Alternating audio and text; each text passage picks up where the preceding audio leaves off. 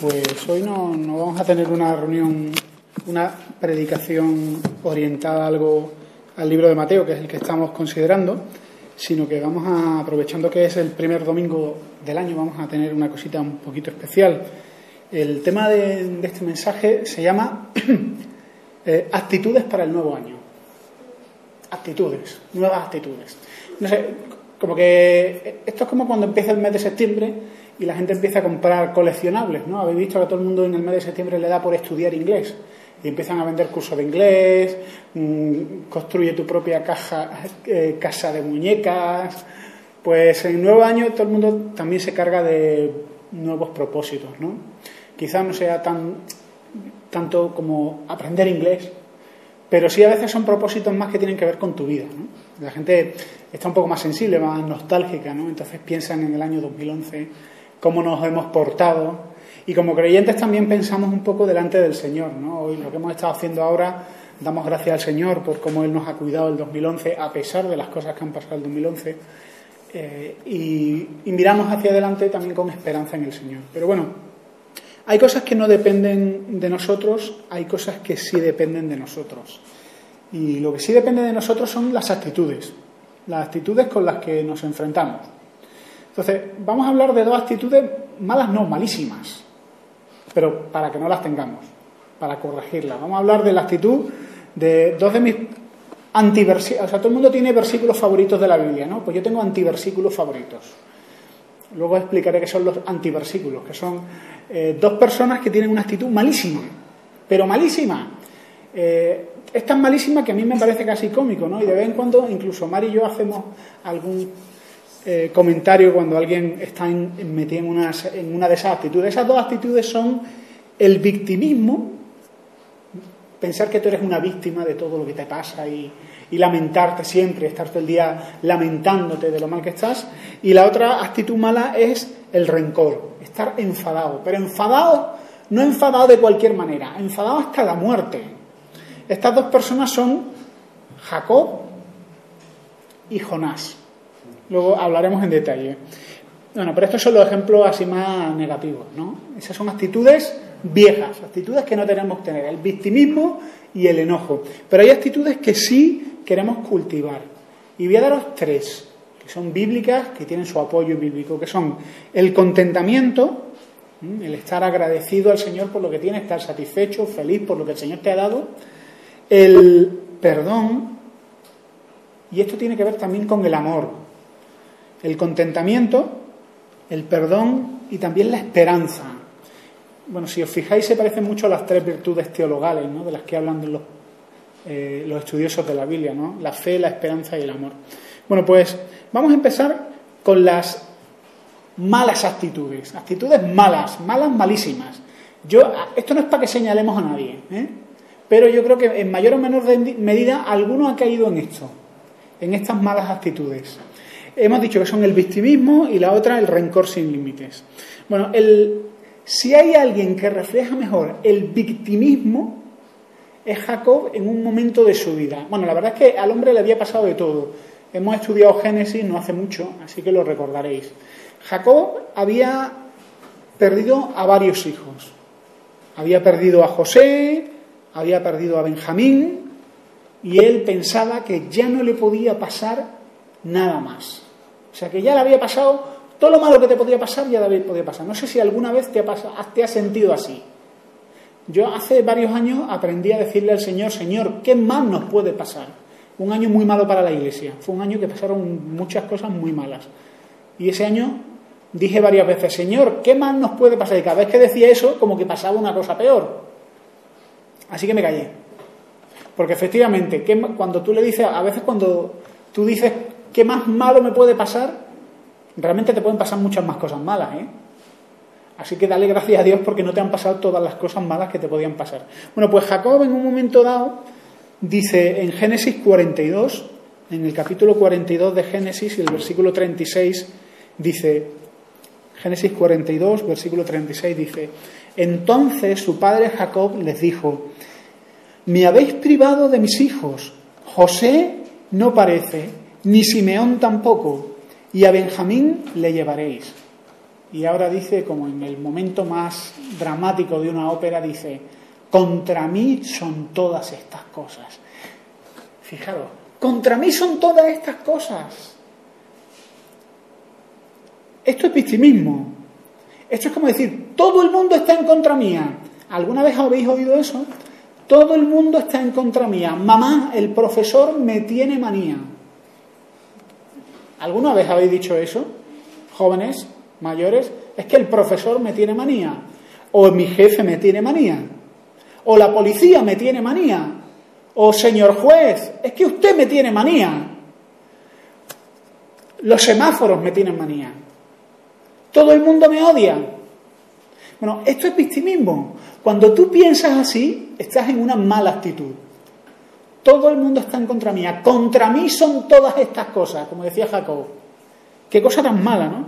Y es un pecado. Es un pecado porque estás pensando que Dios no cuida de ti. Cuando tú estás como una víctima, pensando que todo te va mal, todo te pasa a ti, es que siempre me tiene que pasar a mí, estás pensando que Dios no es bueno. Eso es pecado, ¿eh? Señor, tú no eres bueno. Da cosa hasta decirlo. Y eso es pecado, eso es dudar de Dios. Eso es, además es ingratitud contra Dios. Menos mal que Dios es bueno, porque si no, Dios diría: oye, ¿tú quieres que todas las cosas te vayan mal de verdad? Mira, pues te voy a dar un tratamiento especial, se llama el tratamiento Job, que significa que ahora sí que te van a ir todas las cosas mal de verdad, y te va a pasar lo mismo que Job.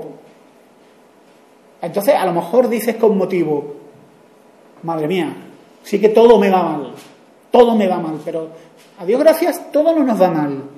Nos pueden ir mal muchas cosas, muchísimas cosas, pero todo no, gracias a Dios. El victimismo nos priva de una gran bendición, y es que cuando somos unas víctimas, nos vemos como unas víctimas, somos incapaces de aprender cosas buenas de las cosas malas. La Biblia nos enseña a aprender cosas buenas con cada dificultad. Dice Romanos que a los que aman a Dios, todas las cosas les ayudan a bien. Y tenemos que ser capaces de ver en cada dificultad una oportunidad para crecer, para madurar, para conocer más al Señor, para aprender paciencia, para aprender perdón, para aprender perseverancia, para aprender a valorar las cosas. Aquí en España, quizás lo peor que ha pasado, aunque es una cosa que ya casi que no se recuerda, es la guerra civil y la posguerra. Y si te encuentras con gente como mi abuelo, que pasaron la guerra civil y la posguerra, te das cuenta de que estas personas que pasaron tan mal las cosas, aprendieron a valorar lo poco que tenían. Yo conozco gente que cuando han estado comiendo y de pronto han visto a alguien pelando una naranja, le han dicho: ¿por qué tiras la naranja? Y dice: no, yo le estoy quitando la piel y la tiro. Y esa persona ha dicho: pero es que eso también se come. Porque nosotros en la posguerra nos comíamos la cáscara de naranja. ¿Habrá algo más malo que una cáscara de naranja? Bueno, pues se la comían. Entonces, las cosas malas te pueden enseñar muchas cosas buenas, seas cristiano o no. Esto es para todo el mundo. Pero si eres una víctima, no vas a aprender nada bueno, no vas a sacar ninguna lección, ni vas a madurar. Y Dios quiere que aprendamos cosas importantes para nuestra vida de las dificultades. Ser una víctima también es un pecado porque implica reconocer que no has hecho nada malo, que tú lo has hecho todo bien. No hace mucho en mi trabajo, una persona que entró nueva en la oficina, pues la pobre metió varias veces la pata. Y entonces en un momento dado dijo: ¿es que me tiene que pasar todo a mí? Claro, yo en ese momento me dije: mira, lo que te ha pasado realmente es porque has hecho cosas que no tenías que haberlas hecho bien, pero ahora con lo que has aprendido seguro que no las vas a repetir. Así que ser una víctima te impide arrepentirte, te impide reconocer que has hecho cosas mal. Y claro, cuando eres una víctima le echas la culpa a todo el mundo de lo que te ocurre mal. Le echas la culpa a todo el mundo, menos a ti. Y eso es un error gravísimo. También ser una víctima es una actitud egoísta, porque el que se ve a sí mismo como una víctima nunca piensa en los demás, solo piensa en él.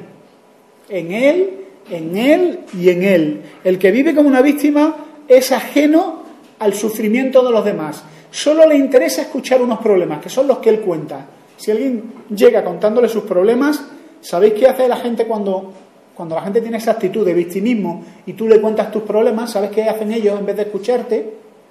Pues te cuentan sus problemas intentando ponerlos peores que los tuyos.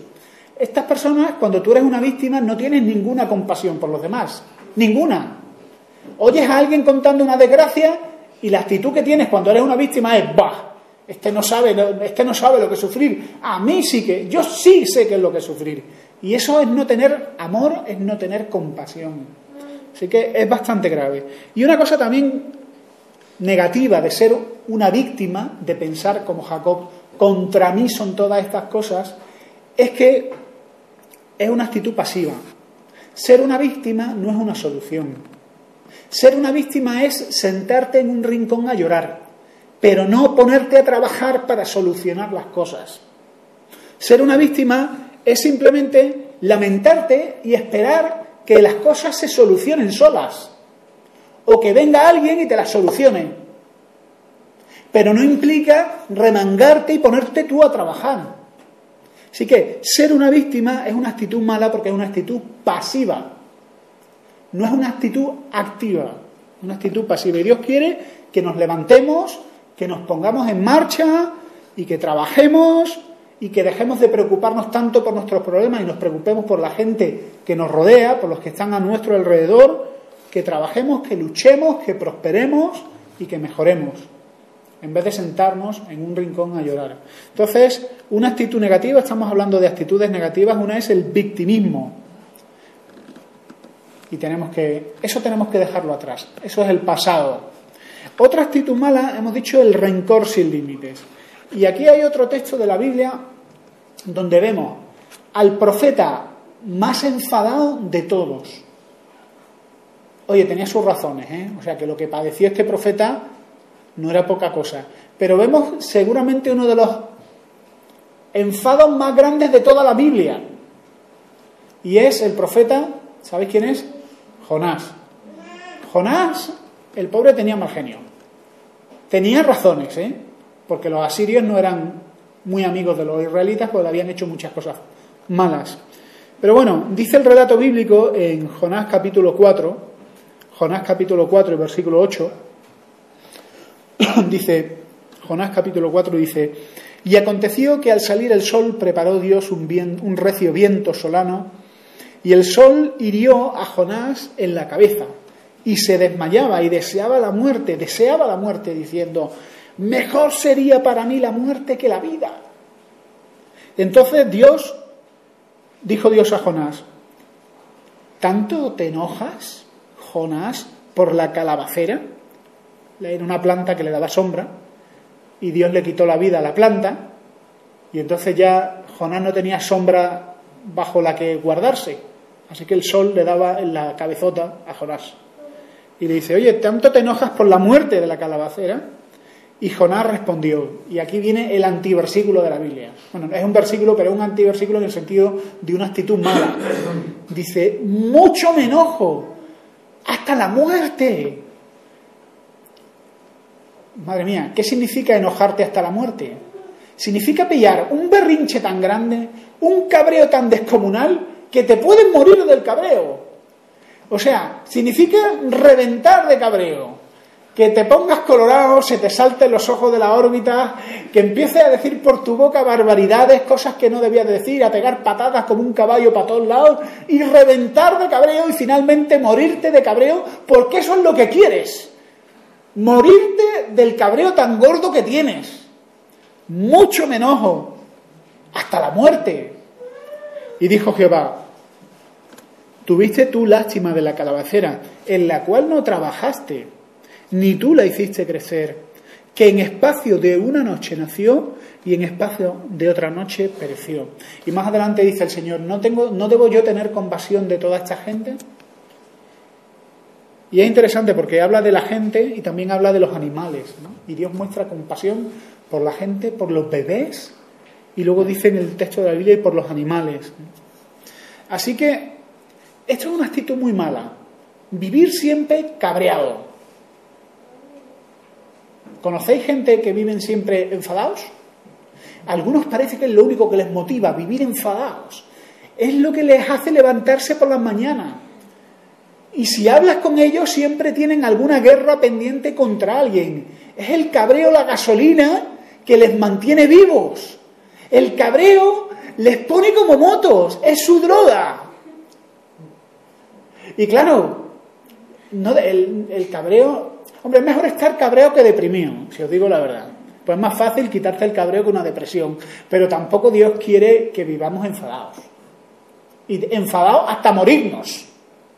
Entonces, si tenemos un problema con la ira o con el mal genio, esto es una actitud que debemos cambiar. Mira, mucha gente que conozco que tiene mal genio se excusan diciendo cosas como, es que soy así. Pero esto no es una excusa. Por nacimiento hemos nacido en pecado y tenemos muchas cosas malas. Si dices esto soy así, estás diciendo la cruz de Cristo no puede cambiarme a mí. Yo soy así. Y eso es una blasfemia.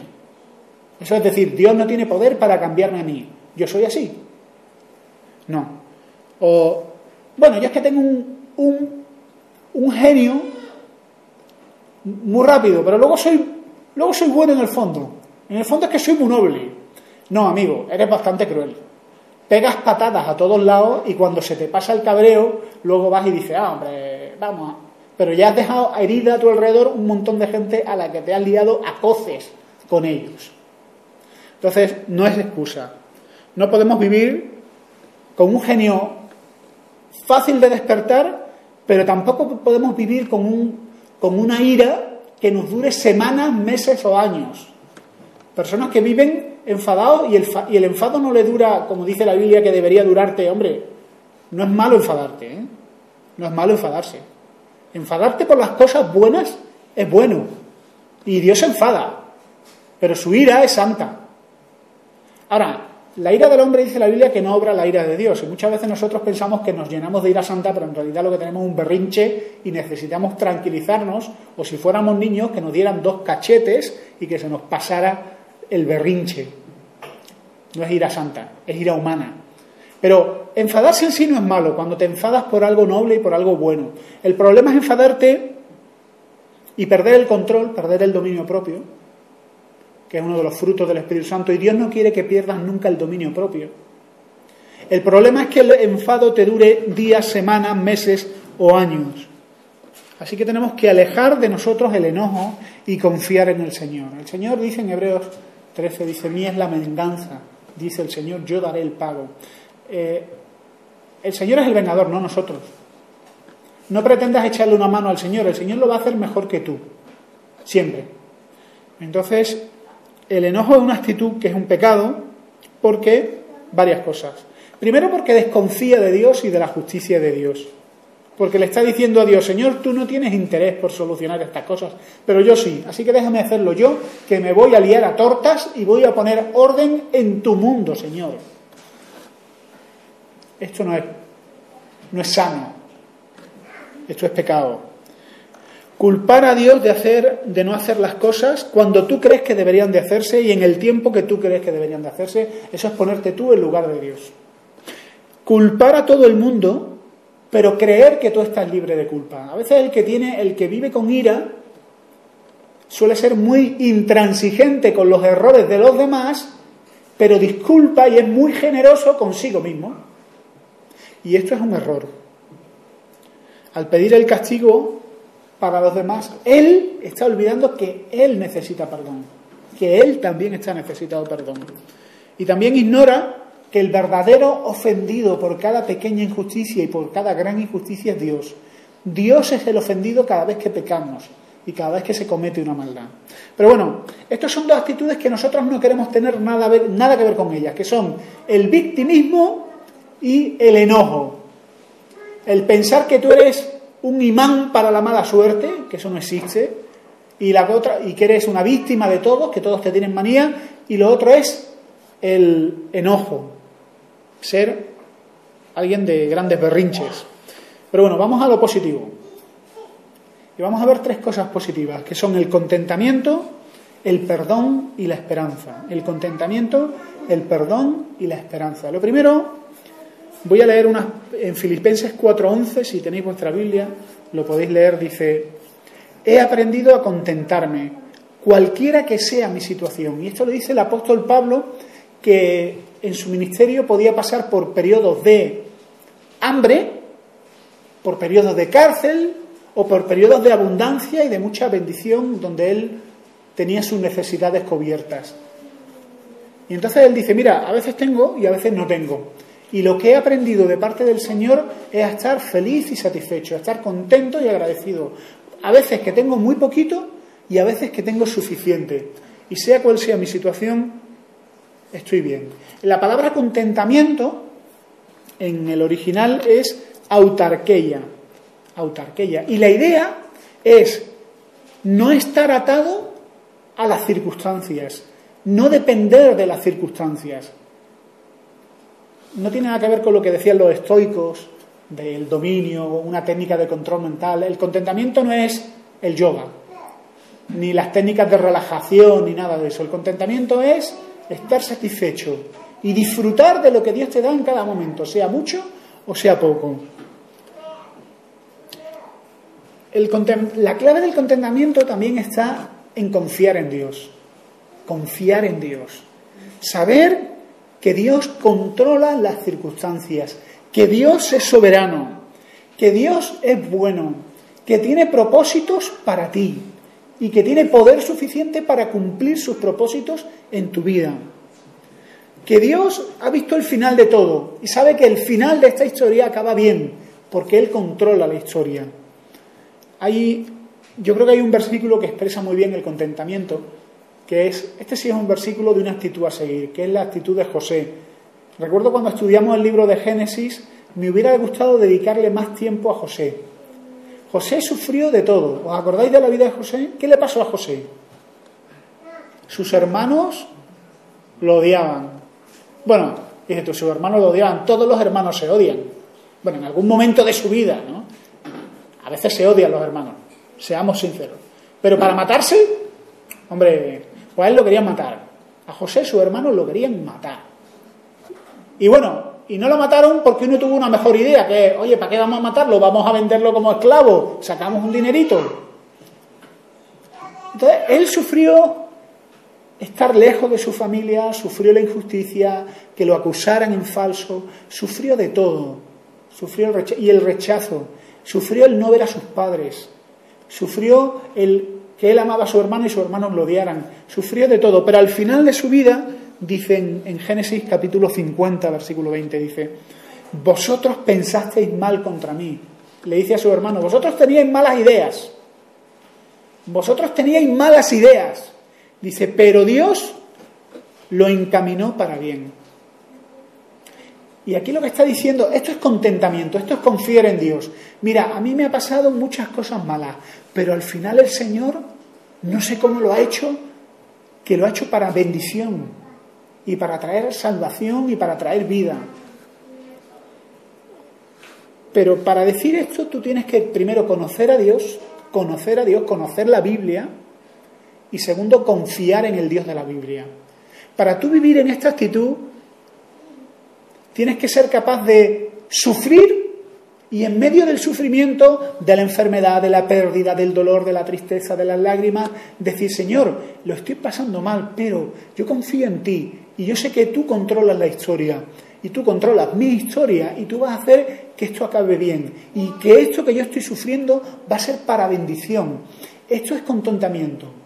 No significa no sufrir, significa sufrir sabiendo que hay un propósito para el sufrimiento, sabiendo que hay una finalidad y sabiendo que hay un Dios que no te ha abandonado y ha dicho, ahí te las busques, sino que está viéndote, sabiendo lo que estás pasando y diciendo, hijo mío, tranquilo, que esto va para bien.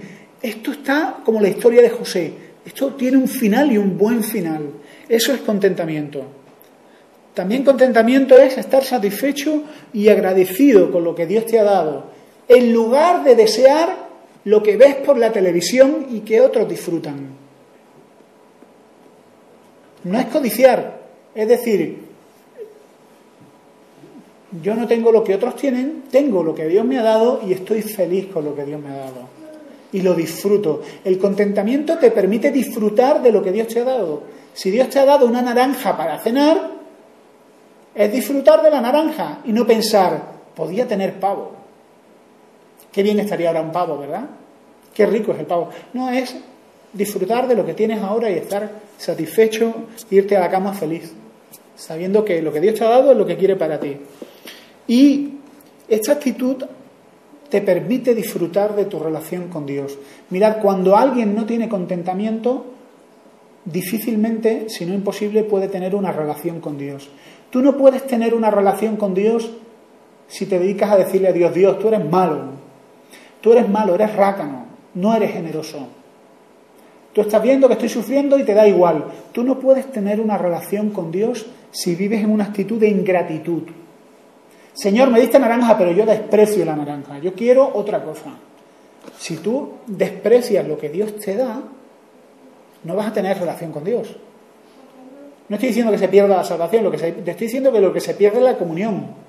No vas a disfrutar de una relación con Dios porque en la ingratitud te aleja de Dios. La ingratitud te aleja de Dios. Y el contentamiento te acerca a Dios. Así que tengamos contentamiento. En poco o mucho, vivamos felices. Esto es lo opuesto al consumismo que se nos vende hoy en día. Lo que vende la publicidad es ingratitud. Nunca estés satisfecho con lo que tienes, siempre puedes tener más y tú te mereces más. Esto es totalmente contrario a la cultura de hoy en día. Perdón y por lo tanto amor. Lo primero que hemos dicho, contentamiento, lo segundo, perdón y por lo tanto amor. Mirad, hay algo terrible en odiar a alguien. ¿Odiáis a alguien? Es difícil no odiar a alguien, ¿eh? Hay gente que se lo gana a pulso. Pero es terrible odiar a alguien. Tú puedes estar enfadado, indignado, dolido, puedes estar herido. Pero odiar a alguien es una forma de esclavitud. Leí hace tiempo a Josh McDowell que decía que cuando tú odias a alguien, eres el esclavo de la persona a la que odias. Imagínate, tú odias a tu jefe. Hay mucha gente que odia a su jefe. Pues él dice, cuando tú odias a alguien, tú eres su esclavo. ¿Por qué? Porque te levantas con el odio en la cabeza diciendo... El odio no es una actitud de, odio. El odio es decir, ay, Dios mío, ojalá este hombre se cayera su coche por un despeñadero y se matara. El odio es imaginarte situaciones terribles y ver al que odias ahí en esa situación pasándolo fatal y tú disfrutando diciendo, qué maravilla, este hombre cómo está pasando. Esto es odiar, ¿eh? Esto es odiar. La fantasía ya depende de tu fantasía. Puedes imaginar situaciones más o menos verosímiles o sádicas, pero esto es odiar. Y dice, cuando tú odias a alguien, eres esclavo de lo que odias. Te levantas por la mañana con esa persona en tu cabeza. Cuando estás comiendo, no estás disfrutando de la comida, porque tienes a esa persona en tu cabeza. Y cuando te vas a dormir, no duermes porque esa persona está ocupando lugar en tu cabeza y en tu mente. Odiar es terrible, es una forma de esclavitud. Y el problema del odio es que a veces el odio es como un cáncer que contamina a tu familia. Cuando tú ya vives con tanto odio, ese odio es como una mancha de petróleo en el mar que se extiende y mancha a la gente que tú más quieres. Hace tiempo apareció una película muy interesante que se llamaba Pena de muerte. Y la película trata bastante el asunto de las familias a las que le han matado a alguien. Familias, por ejemplo, padres que perdieron un hijo porque se lo asesinaron. Estas familias se ven en la situación de que pillan al culpable, lo condenan a muerte y lo matan. Y estas familias piensan que con la muerte del asesino ellos se iban a quedar libres, ya iban a descansar. Pero la realidad es que después de ver al asesino ejecutado, el odio sigue vivo. Y en una ocasión, dos personas que se encuentran después de varios años, dos personas que habían sufrido el asesinato de sus hijos, se encuentran y se dan cuenta de que los dos estaban divorciados, porque el odio llegó a dañar tanto todas las cosas que dañó incluso su propio matrimonio. No podemos permitir que el odio incube en nuestros corazones, porque va a contaminar a otros, como dice Hebreos 13, cuando habla de la raíz de la amargura, que brotando otros sean contaminados. Así que lo primero que debemos de entender es que el perdón de Dios es tan grande que nos ha perdonado a nosotros. Lo primero que debemos de entender es que si hay gente que te debe a ti algo, a Dios le deben mucho más. Y por lo tanto su capacidad para perdonar por medio de Cristo Jesús es muchísimo mayor. Y quizás no tengamos tanto derecho a sentirnos ofendidos, porque hay un gran ofendido que es Dios, que es el que ha recibido todas las injusticias, todos los insultos y todas las blasfemias de gente que comete todo tipo de atrocidades. Y Él es el ofendido, porque han ofendido y han dañado a sus criaturas y han dañado a su creación porque es suya. Todos los seres humanos son de Dios y son imagen de Él. Así que primero comprender el perdón de Dios nos va a ayudar a perdonar. Hacer una lista de todos tus pecados. Hacer una lista de todos tus pecados es un ejercicio interesante. Los puritanos lo hacían. Algunos puritanos cada día escribían una lista de todos sus pecados para poder arrepentirse bien. Porque ellos valoraban tanto su relación con el Señor que decían, me voy a arrepentir por escrito. Y hacerlo meticulosamente bien. No simplemente, Señor, me arrepiento. No. Quiero saber de qué es lo que he hecho mal para arrepentirme y que mi relación con Dios sea restaurada. Pero el problema es que tenemos mala memoria. Y si pusiéramos por escrito todos nuestros pecados, seguro que se nos pasarían algunos. Muchos. Ten en cuenta cuánto te ha perdonado Dios a ti. Y entiende que el perdón te libera. El perdón es liberación. El perdón te abre las puertas a tu libertad y a tu relación con Dios. Mientras tengamos rencor en nuestro corazón, no podemos tener una relación con Dios. Tú no puedes llamar a Dios Padre deseando la muerte a otro o deseando mal a otro o teniendo odio contra alguien. Tú no puedes tener una relación con Dios mientras tengas una situación en la que tú puedes hacer algo para suavizarlo o restaurarlo y no lo haces. Digo cuando tú puedes hacer algo, porque hay veces que tú no puedes hacer nada, pero si tú puedes hacer algo y no lo haces, estás esperando a que el otro venga, estás esperando y no lo haces, tu relación con Dios se va a dañar. Así que vivamos en perdón y en paz. Porque el perdón nos va a traer paz. Vamos a poder vivir en paz y disfrutar de nuestra relación con Dios. Y por último, la esperanza. Hemos dicho el contentamiento, que es la fe, la confianza que Dios nos cuida. Lo segundo que hemos dicho es el perdón, el amor. Y lo tercero, la esperanza. Mirad, lo que Dios desea por encima de todo es que tú valores tanto su relación con Él, que valores tanto tu relación con Él, que la valores por encima de otros disfrutes y de otros placeres.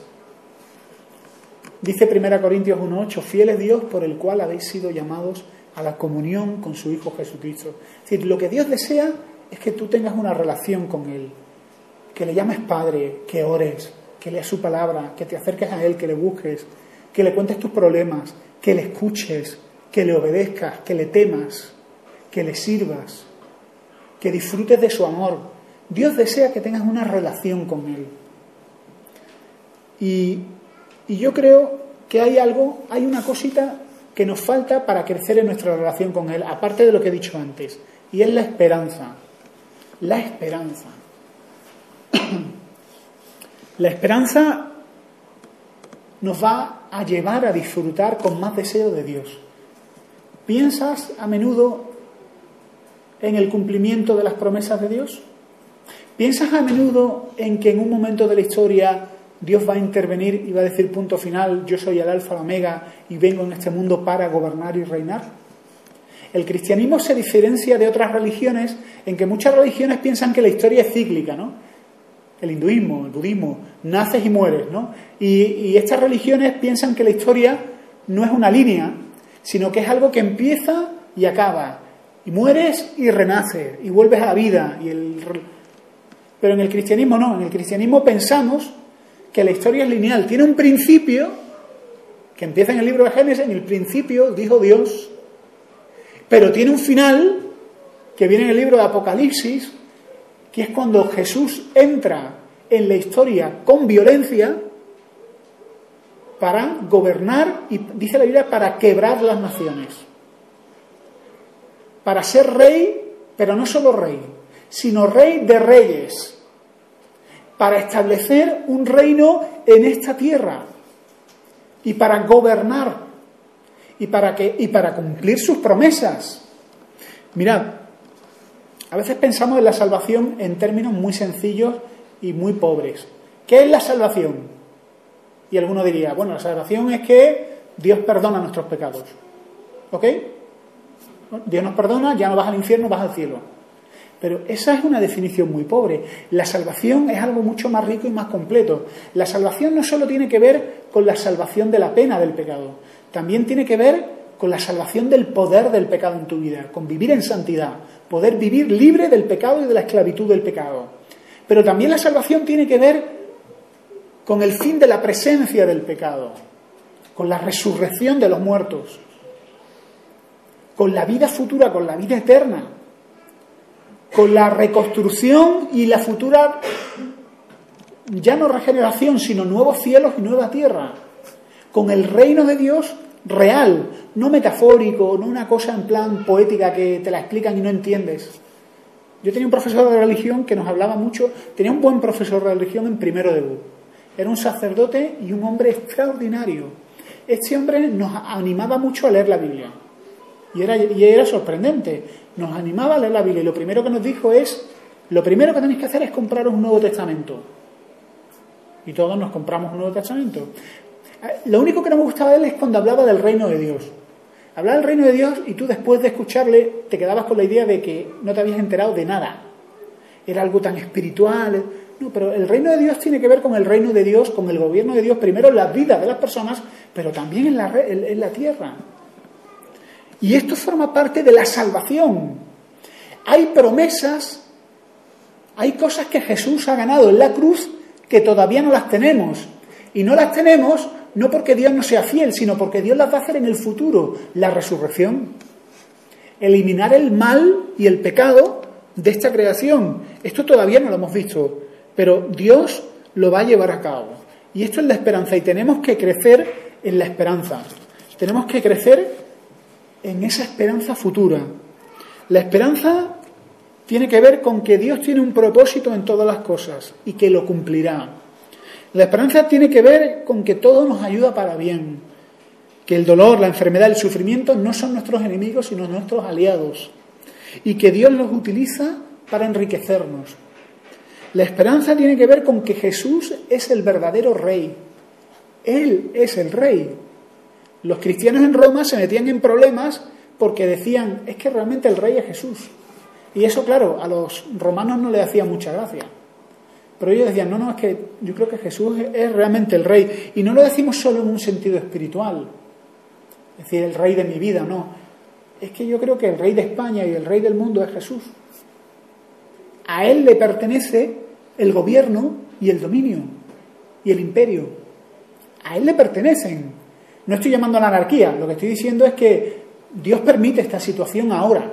Dios permite gobiernos, repúblicas, democracias, etcétera. Pero lo está permitiendo hasta que llega un día en el que Jesús diga, basta, e instaure su reino, que es el que nosotros oramos cuando decimos en el Padre Nuestro, venga tu reino. Eso es lo que estamos diciendo. Que Dios es el juez de todo y que Jesús va a hacer justicia, castigando la maldad, el egoísmo, el crimen, la blasfemia y todas las cosas que tanto daño y tanto sufrimiento traen a esta humanidad. La esperanza es pensar que todavía la redención no se ha llevado a cabo, ha sido ganada, pero no la hemos experimentado en todos sus puntos. Y la experimentaremos cuando seamos resucitados. Y esto lo creemos, no es algo metafórico, es real. Y que Jesús tiene un reino que va a establecer, ese reino en la esperanza de las naciones. Nosotros oramos y anhelamos ese reino. Deseamos que Cristo Jesús venga a reinar en esta tierra y acabe la maldad y la tiranía, que acabe la corrupción y acabe el dolor y el sufrimiento. Deseamos ver a Jesús ocupando el papel que Él merece, que es de rey, es el de gobernante, y nosotros estar como súbditos de ese reino bajo su autoridad. Y Jerusalén, la capital de las naciones, y Jesús, el rey de las naciones. ¿Os gusta esa esperanza? Esta esperanza tenemos que alimentarla, porque si somos capaces de alimentar esta esperanza, anhelaremos una relación con Dios más cercana. No tenemos que olvidar esta esperanza. Es más probable que Jesús venga en el 2012 que en el 2011. ¿Sabéis por qué?